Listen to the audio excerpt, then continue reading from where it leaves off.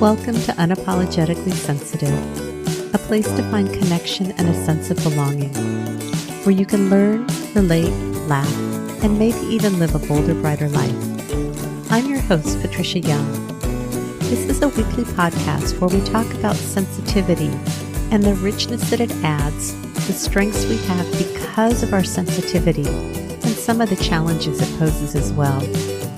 The information in this podcast is not a substitute for help from a licensed mental health professional. Hey there, to the creatives, healers, sensitives, and deep thinkers.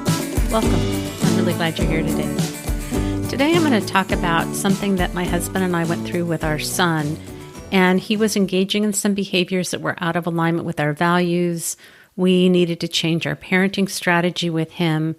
We had launched him off to college. This stuff started in high school. He came back home after a year of college, lived at home, and we just relaunched him again this last Wednesday. And I want to be really clear that my intention in sharing this is just about how we put our relationship with our son first.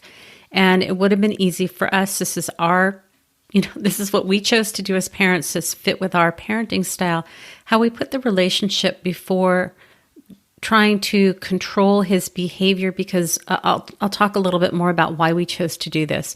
I want to be very clear that every parent gets to decide how to handle their child. There are all kinds of different kids. There are all kinds of different things that our kids get into, and I'm not implying in any way that what we did is right for anybody other than our family. But what I do want to do is to talk about the transformation that I've seen. And since we just launched our son this last Wednesday, I'm also feeling the grief and the emptiness of his leaving and his absence, because I've really come to enjoy having this young man, this kidult, this man-child around, and I really miss his presence. And I haven't always felt that way. This was my little party boy. You know that I have twins. This was the kid that I would hand off to anybody who wanted to hold a baby, because he was just a party unto himself and just was very social. And in high school, he started engaging in some behaviors that were not in alignment with our family's values. And he was sneaking. So we kind of caught him a couple times, and every time we caught him, he lied about it. As it became clear that he was engaging in these behaviors, for a number of reasons, we needed to set some limits around his safety, his security, what felt okay in our home. But I want to be very clear that we made a choice not to forbid him from doing this stuff. I'm pretty sure this happened around his senior year in high school. We knew that he would be launching to college. For our family, that just doesn't work. And I know that if we were to tell him he couldn't do this stuff, he'd just sneak around anyways. So we really tried to take a very different approach with talking to him about what was it that he was getting from these behaviors, where he was doing them, who he was doing them with. And again, we made some very clear boundaries about what was acceptable and what was not acceptable. And we've always made it really clear for our kids, even when they were very young, that if they ever get into a bind, ever get into a pinch, they could call us and we would come and get them. And we always wanted them to know that we had their back. It's interesting too, now that the boys are older, they just turned 20, we also found out that during this time, this son that I'm talking about, was sneaking out at night. They had a car that they drove, and our bedroom is in the back of the house. The good news is he would let his brother know that he was sneaking out so that somebody knew where he was, but we had no idea this kid was sneaking out. So anyways, he engaged in these behaviors. We set some limits. He went off to college. He joined a fraternity. He did not really do very well academically at school. And then he ended up moving back home. Our pattern with our kids is we would tell them what we wanted. They would say, okay. They would do what they wanted. Then we would lose our shirt, have a big falling out, and we'd get very, very angry. They'd be very apologetic. We never put any consequences in place, and so we'd just repeat the pattern again. I'm not advocating this as a form of parenting. I'm just owning up to what our parenting style was. So after the first year of college, when this kid needed to come back home, my husband and I decided to get really clear about what our expectations were. And out of a sense of love and concern for him and wanting this to be a really positive experience, I sat down and I wrote about a 3-page write-up of what we expected from him, So, for example, like we needed him to get a job. And so our expectation was that he would apply to 4 jobs a day. We specified how he would let us know that he had done this and what the consequence was if he didn't do this. We had certain chores that we expected him to do around the house that he did when he was in high school. And until he got a job, we would pay him for these things. But once he got a job, he would not, we wouldn't pay him, but we expected him to do these things as a way to contribute to the family. We also expected him to save 10% of his income because this was I want it, I need it. He comes from the land of not enough. This was a very, very impulsive kid.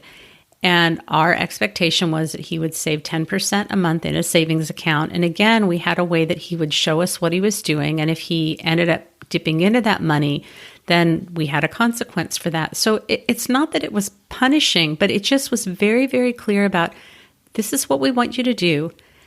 This is how you're going to show us you're doing it.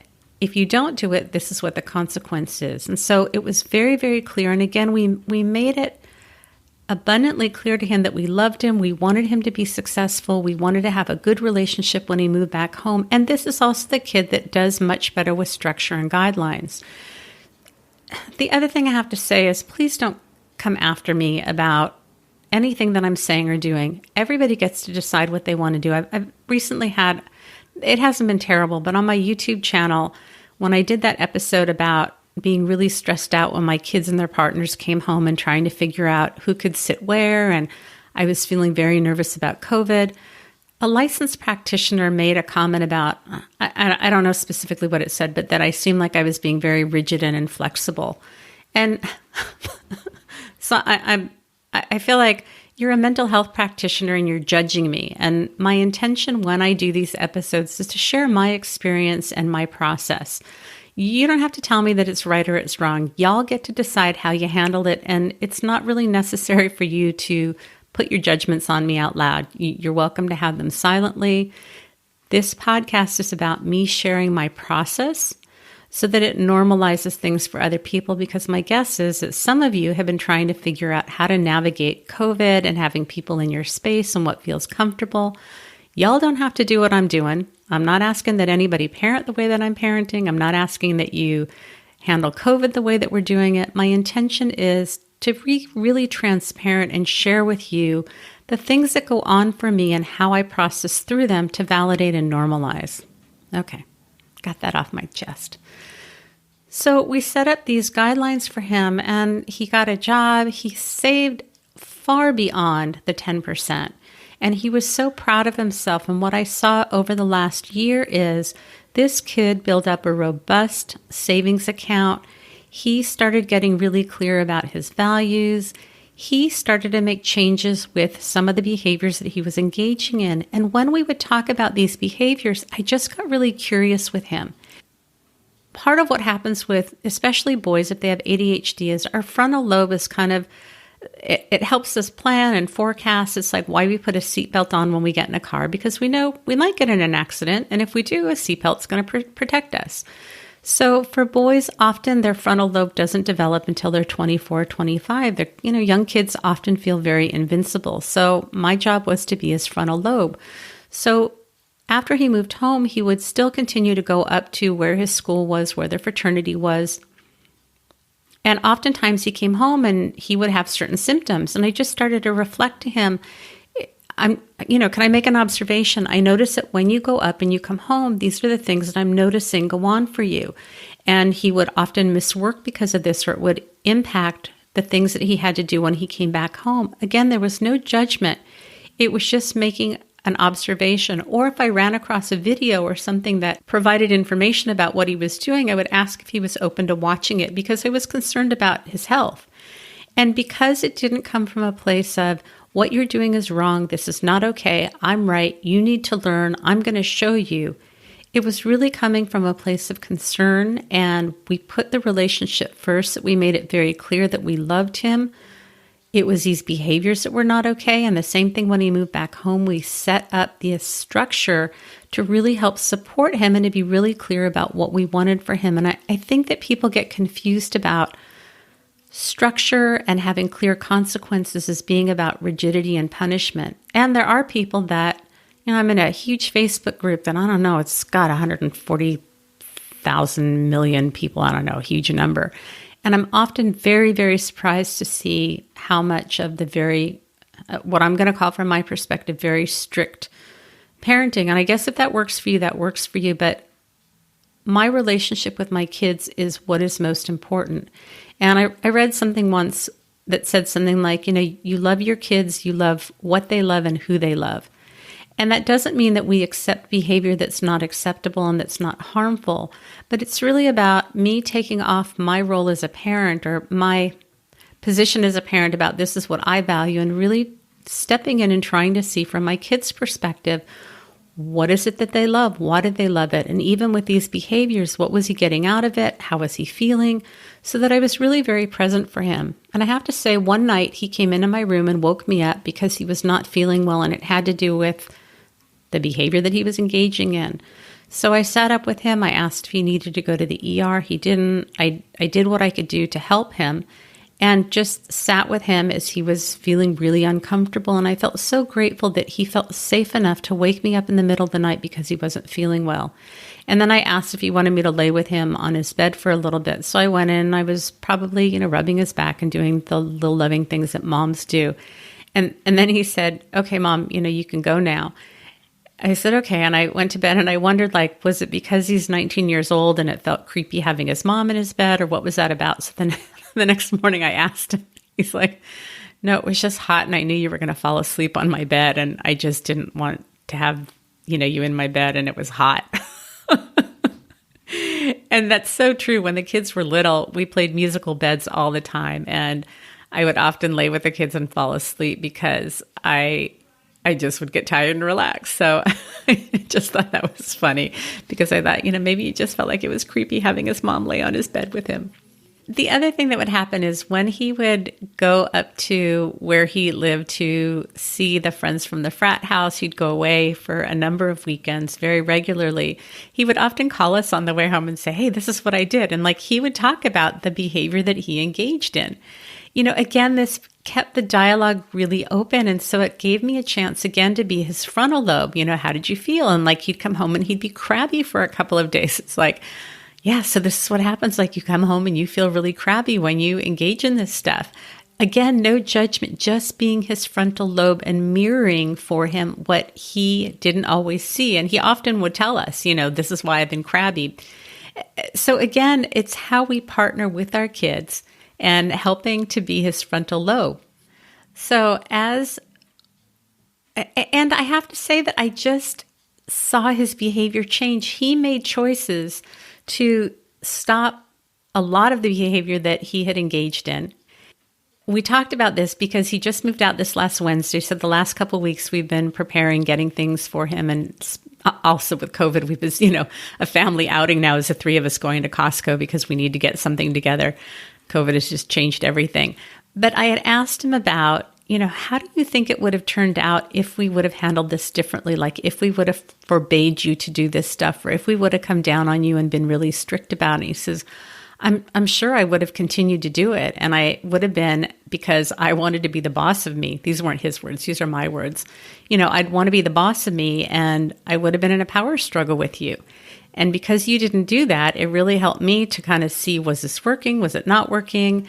Did I want to continue this behavior? Again, I'm saying this much more articulately with a ton more words than what he did, but this is his sentiment. And I just thought that that was really fascinating. And it's really what I believe, that people are going to do what they're going to do, and that if we try and get in there and control them and put our agenda on them, they're going to fight back against us, and it's going to keep them from actually looking at how they feel about what they're doing and if there are any consequences to what they're doing. I really think that when we can show up and allow somebody to be exactly where they are and to not have an agenda with them, I see this often with partners and things about weight or exercise or things under the guise of health. And, one partner has an agenda and wants their partner to get more fit or wants them to eat healthier, and doesn't really allow the partner to be exactly where they're at in their resistance, in their struggle, and if that means that you set a goal to exercise and you don't do it. I mean, there are times when we need to be encouraging, but to really take it from the person's perspective. What's going on for you? How do you feel when you don't meet this goal? Can you be okay with that? What can you do? As opposed to trying to get in there and control somebody's behavior because we think that they're going to feel better if they do something. It just doesn't work. And I think it's such a setup for creating a power struggle. And then all of a sudden we're on the outside. Or if you have a child or a friend who is dating someone that you don't particularly care for, and you insert your opinion in there against the partner, and then they end up breaking up with the partner, they're often not going to like you because you inserted yourself into their lives. So it's really about learning how to show up for people. I mean, this is a little bit different when we're talking about our kids and other people, but how do we show up for people and really support them where they're at and reflect what they're telling us and let them know that we love and accept them unconditionally? Because we're all going to make mistakes, and we want to be able to tell the people that are close to us when we're struggling, when things are going on. I can't tell you how many people I know, including some seniors, that are not 100% honest with the people in their lives because of this dynamic that we're talking about. My hope is that the people that are in my life know that they can come to me with anything, even if it might make me sad or angry or disappoint me or might hurt my feelings. I also want to be able to do that to the people in my lives. I want to have authentic relationships. And that means that it may be hard for them to see me struggling sometimes. And I've talked about some of my struggles, and I continue to struggle with a number of things. That's kind of how things are. We have themes in our lives that continue to come up for us, and to have people that love and support me through that. So anyways, kind of going back to my son, I wanted to generalize so that maybe if you're thinking about, well, where does this show up for me, that would help you a little bit. So it was an intentional sidetrack. But anyways, I just really feel like in this last year, I've seen this kid turn into this responsible, mature adult who manages his money, who is mindful about how he is with people. He's turned into such a kind, caring, and considerate young man. I couldn't be prouder.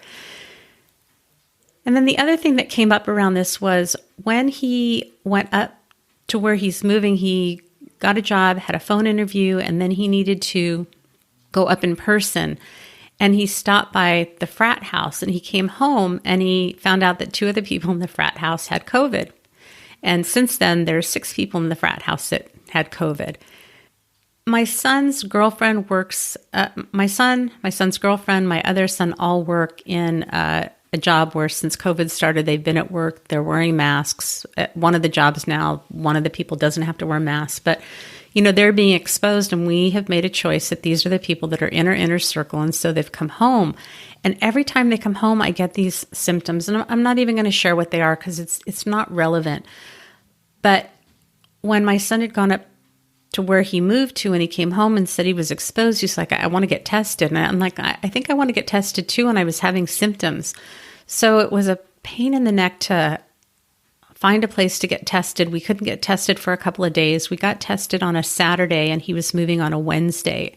And I had symptoms for a good 7 days. We're probably 10 days out now, and I'm having minor symptoms still. So we got tested, and the Wednesday that he moved, he got a notice that he was negative, and I didn't get a notice. And they said they would call if you were positive and send an email. And I had to make the really tough decision about, was I going to go up and help him move? My husband and I have been incredibly involved with our kids in their lives when they've moved, when they've done stuff. It's just a strong value of ours. And we've been blessed to have the type of jobs that we're able to have flexibility to really show up for our kids in a way that's meaningful to us. And I really struggled with, do I go? Do I not go? I wasn't feeling well. It brought up this whole thing I think that we often experience as HSPs. Am I being dramatic? Am I making a big deal out of it? I'm going to do another episode on some of the fear and anxiety that I'm seeing coming up for myself, some people close to me, some other HSPs with the pandemic. But, I had this thing of it's a few hours away, and what if I don't feel well, and then we're moving all day, and then all my kids were going to be there and we were going to go have a meal together. And that whole thing of, am I being dramatic? Can I just push through this? And then that guilt of, I want to show up for my kid and I'm not showing up for my kid. And so if I stay home, and what if I stay home and I'm negative and, I was just being a wuss and I should have pushed through? And then the converse came up.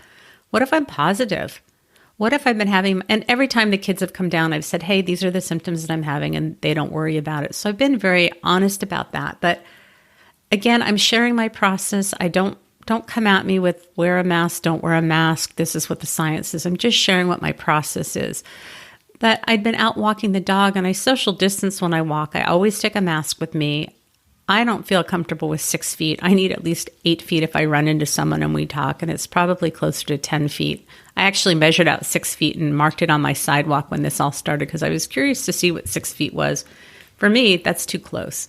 But then I started having this thing of like, oh my gosh, what if I've been irresponsible? I've hardly gone out during COVID, and I've been incredibly conservative about what I do and where I go and just choosing to do what works for me and for my family. And then I thought, what if I've been irresponsible when I've been out walking the dog, and what do I do? And what if I go up there and I infect, one of the parents, and the parents get sick, or if they have somebody else? And so this swinging from one side to the other of, I should just push through. It's not a big deal. I'm probably making a big deal out of this too. Oh my gosh, I've been incredibly irresponsible. And what if I've infected people? And I'm talking about this because COVID just puts a whole new spin on things. When my kids were little and they had colds and we had a play date with another mom with kids, or if the other kids had colds, for the most part, I figured the kids were going to get sick. They may as well get exposed to stuff, and it just didn't bother me. And often for us, we have a little scratchy throat or a little cough, or we're feeling a little under the weather, but we just kind of push through. COVID puts an entirely different take on this, depending on what you believe. And obviously, you're going to understand what my beliefs are by how I'm talking. And if this doesn't work for you, then disregard it. But it just puts a whole new twist on when we get a cough or a tickle or a sneeze or an ache of, is this something serious? And so the day that Daniel moved, he had gotten his email. He called and let me know that he was negative, and I waited for the whole day. And I'm thinking, well, maybe the negative results come in the morning, and then they'd make the phone calls in the afternoon. And by afternoon, I hadn't heard anything. I checked my email, 57 times an hour or more. And so I decided to call the public health nurse, and it was just a random thing that he had found out so early, and there really was no rhyme or reason. But she said, if you're having symptoms, you really need to isolate in a room, and the only time that you should come out is with a mask to go to the bathroom, and somebody should be leaving food by your door. And, I take the dog for a walk twice a day, and the one thing I've said during COVID is I'm so grateful that I have the opportunity to just be outside and to go for walks, and we have a really nice, we have a porch that we sit on frequently, and it's a good, 20 feet away from the sidewalk, so people walk by and we're not in close contact with them. And the thought of having to be in a room for a total of 14 days from the time of my onset of symptoms, in addition to my son moving out, and then my son moved out on Wednesday, and today on Sunday, my husband was planning to leave for his annual trip to Laughlin he'll come back next Saturday, so 7 days or something. And then my husband is thinking, well, if I'm positive, then he's not going to go. And then if I'm positive, then he needs to get tested. All the kids need to get tested. It just created so much tension and pressure with all of this that's going on and all of the ramifications that we don't even think about. And I've told you, my mom has her own place attached to ours, and we've been social distancing, but I do go back there. She makes food and I pick it up. And so it's like, what if I got her sick? So I'm sharing this with you because I don't think that we realize with COVID, all these layers that are added to our thinking and our processing and being conscientious, and then feeling like maybe we're not being conscientious. It's really, really stressful. At least that was my experience. It was incredibly stressful, and I can't tell you how many tears I shed that day between Daniel leaving and not knowing if I was positive or negative, and then this whole thing of maybe I'm not being responsible enough, and I feel like I let my son down, but maybe I'm modeling what self-care looks like. It's just so layered and so nuanced. So it wasn't until Friday that I got my results back. I'm negative. And it's very interesting that one of the moms that helped move in, I wasn't there, and I had asked, I wasn't going to tell you what kid it was. I had asked my son, are people going to be wearing masks when they move you in? And he said yes. And apparently one of the parents had their mask on the whole time and didn't take it off even when they were outside. Well, my son called to let me know that one of the kids has temporarily moved back home because the parent is having symptoms and got tested. And so the family is isolating together until they know if they're safe or not. So again, I just have such respect for the level of responsibility and around this and the behavior that I've alluded to with my son. I am so surprised to see both of my kids, how responsible this generation is around, if they drink and they do other things, just how incredibly responsible they are. I didn't do much as a kid, so it wasn't relevant to me, but I saw what happened with other kids my age a little bit. And I'm just really impressed with this generation about how incredibly respectful they are. So the day that they moved, bless my son, he FaceTimed me 3 times. He gave me a tour of the apartment as he was hanging stuff up and putting things away. He showed me the next morning, he FaceTimed me. He showed me what was in his fridge and his freezer and his cupboards. He went to Target. He took pictures of what was in his basket. It's his way of staying connected, which I really appreciate. I know over time that the calls and the FaceTiming will decrease and he will become more independent and move away. But I just feel so incredibly blessed that we worked really hard on having a warm, loving relationship. And this kid tells me all kinds of things that I don't think most kids tell their parents. I'm sure there are things that he doesn't tell me. But I just feel like I have such a close relationship with both of my kids and that they know that they can come to me with anything. And the other thing I've been doing is going into his room, and it feels incredibly empty. I can feel the tears coming. And I go in and I talk to the room and talk about how much I miss my son and how empty the room feels and how much I miss him. This is a way that I honor my grief.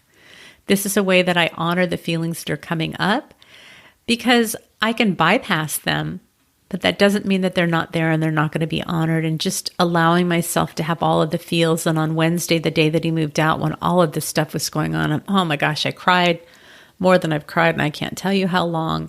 I was really surprised that on Thursday when I woke up, I felt okay. The feelings came back Friday and Saturday. I'm going to do some more bonus episodes about some of the loss issues and the grief and some of the abandonment things that are coming up. Not necessarily because he's moving, but this coupled with a number of things that are just activating me and just having more awareness and wanting to share. So again, if somebody else is going through this, you don't feel like you're so alone. And to model that we can be healthy people that are, for the most part, doing well in our lives and in our relationships. And it's okay that we have areas that we struggle in. And I think that we have this belief that we get to a point where we've got our shirt together and we don't struggle with anything. And especially if you're a mental health professional, that this idea that we should have our stuff together. And you know what? We're humans. We're having messy, human, imperfect experiences. COVID, what's going on in the climate in this time in the world, in the US, it's creating a lot of unrest. And so many of us are having a harder time than normal. It's harder to cope. It's harder to function. Doesn't mean we're not doing it. Doesn't mean that we're not living our lives. And if we're feeling this added layer of stress or pressure or irritability or whatever, it just really makes sense. All right, I think that's it. I guess what I would love to leave you with is, are there relationships where you have your agenda and what you think is right for somebody else? Or I think as HSPs, we often have such a great overview of what's going on with people, and people come to us and ask us for advice and want our help and input. We often insert ourselves into people's lives without permission or consent. So I often will ask, would you like feedback? How can I support you? And we often think that people want our input when they just may want to be seen and heard. And so I think having that consent, and then they do ask for advice and they choose not to take it.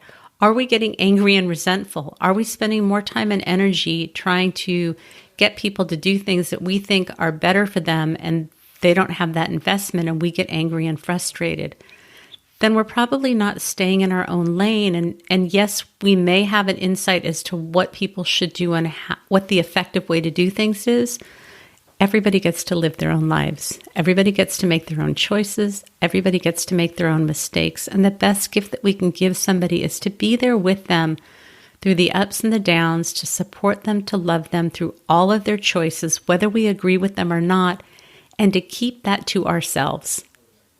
That we can be judge and jury, and we can have that going on internally, but how can we really show up and love and support the people that are close to us, and to allow them to have their process and to hold them with dignity and respect, and to step in where we need to. I don't have a perfect process on how you do this. It's a messy, imperfect process.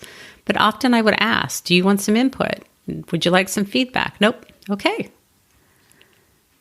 So my hope is that when you hear this, you are feeling some amount of peace and comfort. Are you doing some things that nurture yourself, that help you to feel connected, feel safe, feel loved? We need as much of that stuff as we can get right now. We really, really do. We need radical self-acceptance. If there are areas where we really can be doing what we need for self-care, if that means saying yes or saying no, participating, not participating, it looks different for everybody. But my hope is that you are taking good care of yourselves, that you have support and love and nurturing. If there's anything I can do for you, you can reach me at unapologeticallysensitive.com. It's my website. All the information that you would need is there. I've had a couple of people express interest in starting a second online HSP course. So if you're interested, go to the website. There's the HSP group course. I think it says HSP group page. You can read about it. Shoot me an email. As soon as I get enough people, I'm happy to start another group. We have one course going right now. I think there's a pretty great sense of connection in there. So if you're interested, unapologeticallysensitive.com. Remember, sensitivity is nothing to apologize for. It's our superpower. Have a blessed day.